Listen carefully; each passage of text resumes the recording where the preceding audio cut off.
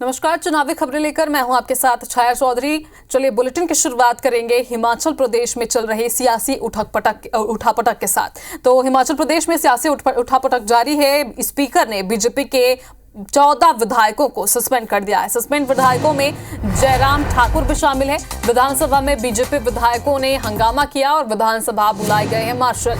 नियम 319 के तहत प्रस्ताव लाया गया। तो हिमाचल प्रदेश में राजनीतिक हलचल तेज हो गई है। पूर्व मुख्यमंत्री वीरभद्र के बेटे विक्रमादित्य ने नाम लिए बिना सीएम सुखविंदर सुक्खू पर अपमानित करने का आरोप लगाया और मंत्री पद से इस्तीफा दे दिया है। तो लगातार इस तरह की राजनीतिक हलचल अब यहां तेज हो गई है। विक्रमादित्य ने भी कहा है कि मुझे अपमानित किया गया, विधायकों को नजरअंदाज किया गया, जिसका नतीजा कल दिखाई दिया। अब गेंद आलाकमान के पाले में है। तो बड़ी खबर आपको हिमाचल प्रदेश की राजनीति से जुड़ी हुई बता रहे हैं, जहां पर लगातार हलचल अब तेज होने लगी है। नियम 319 के तहत प्रस्ताव लाया गया है और साथ ही मुख्यमंत्री वीरभद्र के बेटे विक्रमादित्य ने नाम लिए बिना ही सुक्खू पर अपमानित करने का आरोप लगाए हैं। स्पीकर ने बीजेपी के 14 विधायकों को विधानसभा से निष्कासित कर दिया है। तो ताजा अपडेट आप IBC 24 पर देख रहे हैं, जहां पर विधानसभा में जो कार्रवाई चल रही है उसका अपडेट आप तक पहुंचाया जा रहा है।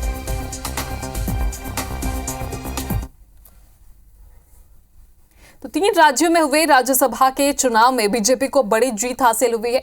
यूपी की 10 सीटों के लिए हुए चुनाव में बीजेपी को क्रॉस वोटिंग का फायदा मिला और पार्टी ने 10 में से 8 सीट पर जीत हासिल की। बड़े पैमाने पर विपक्षी दलों के विधायकों ने बीजेपी के लिए क्रॉस वोटिंग की, जिसकी वजह से समाजवादी पार्टी अपने तीसरे उम्मीदवार को नहीं जिता पाई। वहीं सबसे बड़ा उलटफेर हिमाचल में नजर आया, जहां कांग्रेस की बहुमत की सरकार होने के बावजूद उसके 6 विधायकों ने बीजेपी के लिए वोट कर दिया। वोट की गिनती हुई तो दोनों दलों को 34-34 वोट मिले, जिसके बाद टॉस के जरिए हुए फैसले में बीजेपी जीत गई। वहीं कांग्रेस के लिए कर्नाटक से राहत की खबर है, जहां उसके 3 उम्मीदवार जीत गए हैं, जबकि जेडीएस एक उम्मीदवार को हार का सामना करना पड़ा। हिमाचल प्रदेश में कांग्रेस विधायकों के क्रॉस वोटिंग के बाद बीजेपी ने सुक्खू सरकार से इस्तीफा मांगा है। पूर्व सीएम जयराम ठाकुर विधायकों के साथ राज्यपाल से उन्होंने मुलाकात की और इधर कांग्रेस सरकार से विक्रमादित्य सिंह ने मंत्री पद से इस्तीफा दे दिया है। अपने पद से जो है वो अपना इस्तीफा मुख्यमंत्री जी को और राज्यपाल जी को जैसे भी जो भी प्रोसेस है उस तरीके से सौंप रहा हूँ और आने वाले समय में जो परिस्थिति होगी उसके हिसाब से जो है वो कार्यवाही आने वाले समय की उसको किया जाएगा। तो भोपाल से बड़ी खबर आपको बता दें, आज दिल्ली में मध्य प्रदेश की सभी 29 लोकसभा सीटों पर मंथन होगा। सीएम डॉक्टर मोहन यादव, पूर्व सीएम शिवराज सिंह चौहान, प्रदेश अध्यक्ष वीडी शर्मा दिल्ली रवाना हो चुके हैं। डिप्टी सीएम राजेंद्र शुक्ला, राष्ट्रीय सह संगठन महामंत्री शिव प्रकाश और साथ ही संगठन महामंत्री हितानंद शर्मा भी दिल्ली के लिए रवाना हो चुके। केंद्रीय मंत्री फग्गन सिंह कुलस्ते, क्षेत्रीय संगठन मंत्री अजय जामवाल भी दिल्ली रवाना हो चुके हैं। तो संभावित प्रत्याशियों के नाम पर दिल्ली में आज मंथन होगा। जेपी नड्डा और अमित शाह से नामों को लेकर चर्चा की जाएगी और साथ ही आपको बता दें, कल दिल्ली में केंद्रीय चुनाव समिति की बैठक भी होगी। पहली सूची में 12 सीटों पर प्रत्याशियों के नाम का ऐलान हो सकता है, ऐसी संभावना।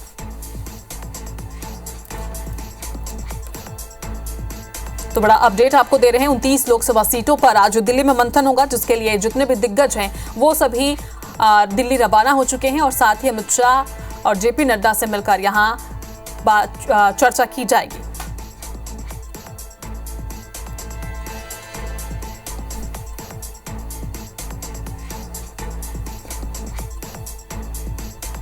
तो कल दिल्ली में केंद्रीय चुनाव समिति की भी बैठक होने जा रही है और आज की अगर बात की जाए तो मध्य प्रदेश की सभी 29 सीटों पर आज मंथन होगा और पूर्व सीएम शिवराज सिंह चौहान और वर्तमान के जो मुख्यमंत्री हैं मध्य प्रदेश के, वो भी दिल्ली रवाना हो चुके हैं और कई दिग्गज उनके साथ दिल्ली के लिए रवाना हो चुके हैं। तो आज दिल्ली में मध्य प्रदेश की लोकसभा सीटों पर बीजेपी ने मंथन रखा है। जेपी नड्डा और गृह मंत्री अमित शाह के नेतृत्व में यहां विचार विमर्श किया जाएगा। जितने भी प्रत्याशियों के नाम हैं उन पर चर्चा की जाएगी, मुहर लग जाएगी और कल भी दिल्ली में बड़ी मीटिंग है।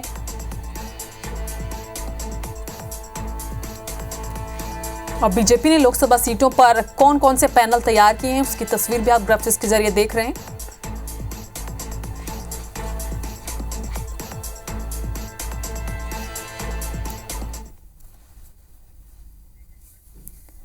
तो लोकसभा चुनाव से पहले राज्यसभा में क्रॉस वोटिंग विपक्षी गठबंधन के लिए बड़ा झटका माना जा रहा है, तो एनडीए के लिए मनोवैज्ञानिक बढ़त।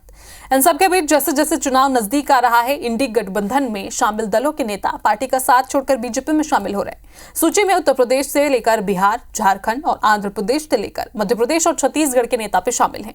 एन चुनाव से पहले दल बदल के खेल में कौन कौन से नाम शामिल हैं, देखिए एक रिपोर्ट।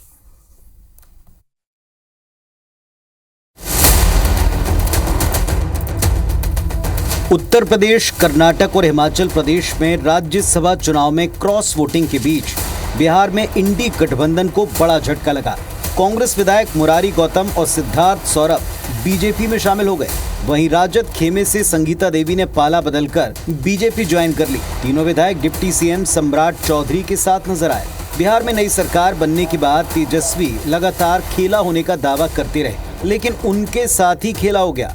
बिहार में अब तक 6 विधायक पाला बदल चुके हैं। वहीं झारखंड के पूर्व सीएम मधु कोड़ा की पत्नी गीता कोड़ा ने बीजेपी का दामन थामकर कांग्रेस को चौंका दिया।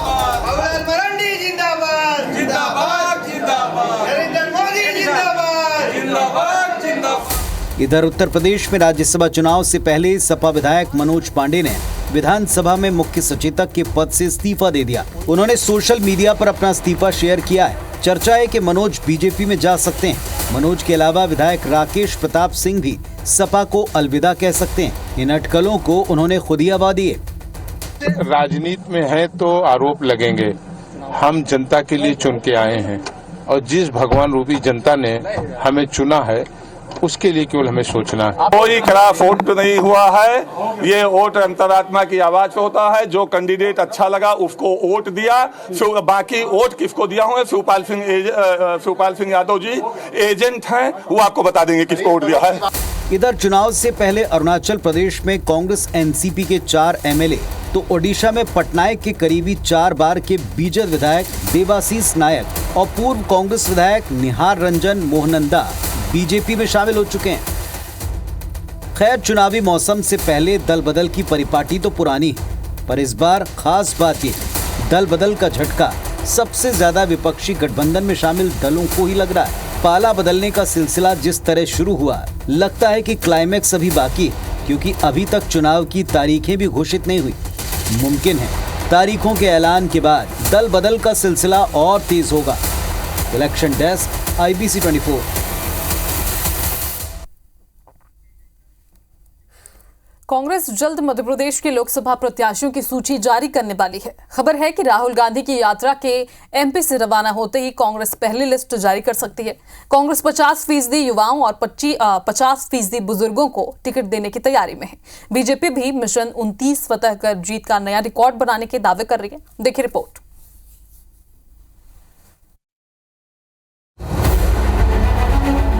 हम हमेशा 3 हफ्ते पहले, 22 दिन पहले, 25 दिन पहले खबर करते हैं, पर लोकसभा, पूरे लोकसभा क्षेत्र में 20, 22, 25 दिन पर्याप्त नहीं होते। सबको बता दें कि भाई यहाँ अभी ये चर्चा चल रही है, पर यहाँ आपका नाम फाइनल है, ताकि वो अपनी टीम बनाए, अपना काम शुरू करें। तो आपने सुना मध्य प्रदेश के पूर्व मुख्यमंत्री कमलनाथ को, जो ये साफ तौर पर कह रहे हैं कि जल्द से जल्द प्रत्याशियों का ऐलान होना चाहिए, ताकि प्रत्याशी अपनी टीम बनाकर काम शुरू करें।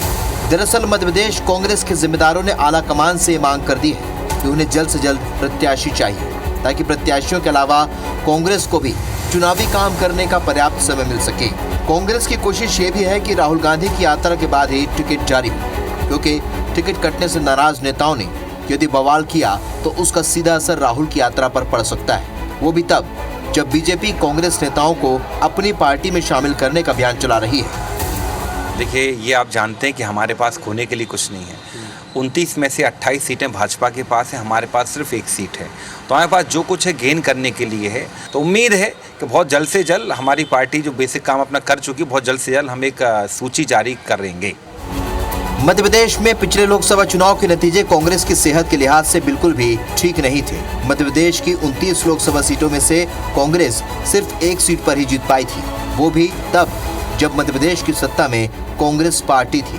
लिहाजा कांग्रेस इस बार पूरा जोर लगा रही है कि हाईकमान जल्द से जल्द प्रत्याशियों के चेहरे सबके सामने लेकर आए और लोकसभा चुनाव में ज्यादा से ज्यादा सीटें जीत सके। इधर बीजेपी इस बार मिशन 29 के लक्ष्य पर काम कर रही है। 23 के विधानसभा चुनाव के समय भी कांग्रेस ने इसी तरह का एक शिबुका छोड़ा था। उसने कहा था कि हमारे पास 4000 बायोडाटा और 6 महीने पहले हम टिकट दे देंगे। लेकिन हाल क्या हुआ कांग्रेस का हमने देखा है, विधानसभा के चुनाव आते आते कई प्रत्याशियों को इन्हें बदलना पड़ा था और लोकसभा में भी यही होने जा रहा है। मध्य प्रदेश में भारतीय जनता पार्टी को ऐतिहासिक बहुमत मिलेगा। 29 की 29 लोकसभा की सीटें भाजपा जीतने जा रही है। फिलहाल कांग्रेस चुनाव जीतने के लिए पूरा जोर लगा रही है। दूसरी ओर बीजेपी भी मध्य प्रदेश की 29 सीटों को जीतने के लिए पूरी ताकत के साथ तैयारी कर रही है। बीजेपी तो इस बार कमलनाथ की छिंदवाड़ा सीट को भी छोड़ने के मूड में नहीं दिख रही। ऐसे में क्या बीजेपी मध्य प्रदेश के सभी सीटों को जीत पाएगी, ये बड़ा सवाल है। नवीन कुमार सिंह, IBC 24, भोपाल।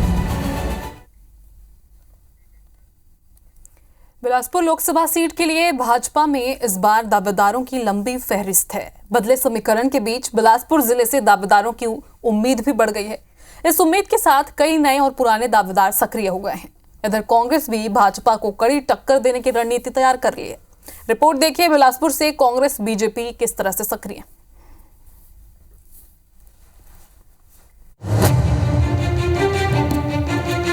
बिलासपुर लोकसभा सीट प्रदेश के हाई प्रोफाइल सीटों में शुमार है। यहाँ का चुनावी इतिहास और सियासी समीकरण इस सीट को खास बनाता है। राज्य गठन के बाद से अब तक यहाँ 4 चुनाव हुए हैं। इसमें कई दिग्गजों ने अपनी किस्मत आजमाई है, लेकिन भाजपा के प्रत्याशियों पर यहाँ की जनता ने ज्यादा भरोसा जताया है। हर बार भाजपा के प्रत्याशी यहाँ से सांसद चुने जाते रहे हैं। इसमें खास बात यह भी है कि लोकसभा क्षेत्र के मुंगेली जिले से ही सांसद के रूप में प्रतिनिधित्व करने का मौका मिला है। चाहे वो भाजपा के पूर्व सांसद पुन्नूलाल मोहले हो, लखनलाल साहू हो या फिर अरुण साव, भाजपा अब तक मुंगेली जिले से अपने प्रत्याशी उतारती आई है।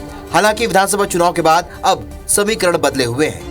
तो कहा जा सकता है कि लगातार मुंगेली क्षेत्र को ज़्यादा प्रतिनिधित्व मिला है। इस लिहाज से इस बार अगर ये भीतर में चर्चा चल रही है कि बिलासपुर के अंतर्गत आने वाले, जैसे आपके बिलासपुर है, बेलतरा, बिल्हा, तखतपुर इलाके से किसी भी नेता को उम्मीदवार बनाया जाए, ये चर्चा तो भीतर में है। अब इस पर क्या निर्णय करेगी बीजेपी, ये आने वाले समय में पता चलेगा। इधर प्रत्याशी चयन के लिए भाजपा पार्टी पदाधिकारियों और कार्यकर्ताओं के बीच जाकर लगातार रायशुमारी कर रही है।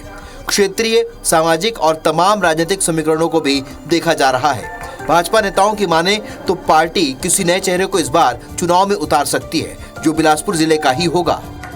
बिलासपुर लोकसभा का ही व्यक्ति होगा, चाहे वो मुंगेली का भी हो सकता है, वो बिलासपुर का भी हो सकता है। और मैं ऐसा मानता हूँ कि लोकसभा में ये विषय बहुत कम होते हैं कि बिलासपुर मुंगेली का हो। उनके यहाँ तो चुनाव लड़ने के लिए कोई इच्छुक नहीं है, इसलिए कहा जाता है वरिष्ठ लोग लड़ें। और वरिष्ठ लोगों के केंद्र की इच्छा होने के बावजूद जिस प्रकार से नकार रहे हैं वो हम नहीं लड़ेंगे, उसी से आप समझ लीजिए कि कांग्रेस कहाँ खड़ी हुई है। वहीं कांग्रेस नेताओं की माने तो प्रत्याशी को लेकर भाजपा के हर रणनीति के लिए वे तैयार हैं। क्षेत्रीय, सामाजिक और राजनीतिक समीकरण के लिहाज से कांग्रेस के भी कई प्रत्याशी तैयार हैं। भाजपा अगर बिलासपुर से प्रत्याशी उतारती है तो कांग्रेस मुंगेली जिले से किसी प्रत्याशी पर अपना दांव लगा सकती है। भारतीय जनता पार्टी एक प्रयोग करती है कि लगातार मुंगेली से टिकट देती रही है। हमारे लोकसभा उम्मीदवार मुंगेली से अंतिम उम्मीदवार और अंतिम लोकसभा के हमारे सांसद थे खेलाराम जांगड़े जी, वो मुंगेली से थे और सांसद भी रहे। तो कांग्रेस के पास मुंगेली से भी नाम प्रस्तावित हैं, बिलासपुर से भी नाम प्रस्तावित है। हम इंतजार करेंगे भारतीय जनता पार्टी क्या करती है। बहरहाल बदले समीकरण के साथ देखना होगा कि बिलासपुर लोकसभा सीट में भाजपा प्रत्याशी चयन को लेकर कौन सा दांव चलती है। बिलासपुर जिले से किसी चेहरे को मौका मिलता है या फिर हर बार की तरह लोकसभा का प्रतिनिधित्व मुंगेली जिले में केंद्रित रहेगा, ये बड़ा सवाल है। Election desk, IBC 24। प्रधानमंत्री नरेंद्र मोदी दक्षिण भारत के 2 राज्य केरल और तमिलनाडु के दौरे पर रहे। पहले उन्होंने केरल की राजधानी तिरुवनंतपुरम का दौरा किया, वहीं तमिलनाडु में रोड शो भी किया। केरल के विक्रम साराभाई स्पेस सेंटर पहुंचे। उन्होंने गगनयान मिशन के 4 एस्ट्रोनॉट्स के नाम का ऐलान किया। इसके बाद उन्होंने एक जनसभा को संबोधित किया। उन्होंने कहा कि लोकसभा चुनाव को लेकर विपक्ष ने अपनी हार स्वीकार कर ली है। विपक्ष के पास देश के विकास का कोई रोड मैप नहीं है, इसलिए देश को समृद्ध बनाने के लिए केरल के लोग भाजपा और एनडीए को अपना आशीर्वाद देंगे। बता दें कि लोकसभा चुनाव के मद्देनजर पीएम के दौरे को काफी अहम माना जा रहा है। केरल में लोकसभा की 20 सीटें हैं। 2019 में कांग्रेस को 15 सीटें मिली थी, वहीं 5 सीटें अन्य के खाते में गई थी, जबकि भाजपा यहां खाता ही नहीं खोल पाई थी। अब 24 के चुनाव में ज्यादा से ज्यादा सीटें जीतने के लक्ष्य पर बीजेपी काम कर रही है। 2024 के लोकसभा चुनाव में विपक्ष अपनी हार मान चुका है। अपनी हार तय देखकर वो बौखलाया हुआ है। उसके पास देश के विकास का रोड मैप नहीं है। इसलिए उसने एक ही एजेंडा बनाया है, मोदी को गाली दो। मैं केरला के प्रतिभावान लोगों को जानता हूं। केरला कभी ऐसी नकारात्मक सोच रखने वालों को उनके साथ कभी भी खड़ा नहीं होगा।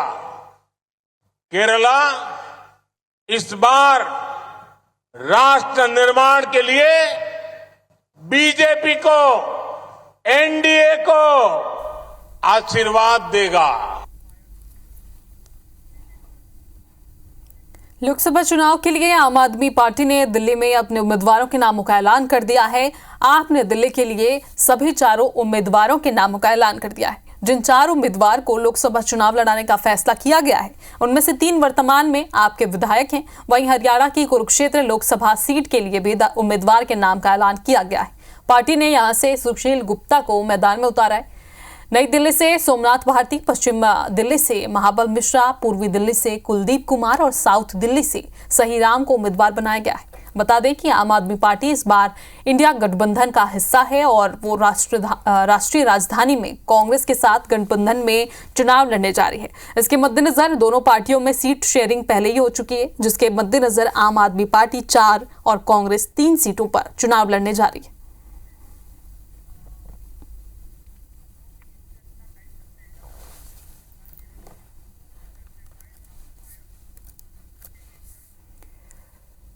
चलिए अब आपको लेकर चलते हैं सीधे लखनऊ, जहां CM Yogi Adityanath UP police को बड़ी सौगात देने जा रहे हैं। यूपी पुलिस ने बड़ी भूमिका का निर्वहन किया, सचमुच हम मानते हैं। पुलिस के खिलाफ लोगों के मुंह से पहले शब्द निकलते हैं। कारण है क्योंकि जो फर्स्ट रिस्पॉन्ड होगा उसके पास शिकायतें आएंगी। शिकायत के समाधान के लिए मैकेनिज्म अच्छे बुरे दोनों हो सकते हैं, लेकिन स्वाभाविक रूप से जिसके पास व्यक्ति पहले जाएगा उससे शिकायत भी होगी। इस दौरान काफी कुछ किया गया। हम लोगों ने 1,60,000 से अधिक तो पुलिस कार्मिकों की ही भर्ती की। 1.5 लाख के आसपास पुलिस कार्मिकों को प्रमोशन भी दिया। आप याद करिए कब से प्रमोशन नहीं हो पाए थे, और प्रमोशन की भी जो स्थिति पिक एंड चूज था। पसंद है तो देंगे, नहीं तो नहीं देंगे, मेरिट कहीं नहीं। ऐसे ही अन्य प्रकार के भेदभाव हुए थे, उन सब से अलग एक पूरी पारदर्शी और सुचितापूर्ण तरीके से पुलिस की भर्ती की प्रक्रिया को भी आगे बढ़ाया गया। यूपी पहला राज्य है। चुनावी खबरों में फिलहाल अभी के इतना ही। रुकते हैं एक छोटे से ब्रेक के लिए। ब्रेक के बाद आपको दिखाएंगे यूपी अपडेट।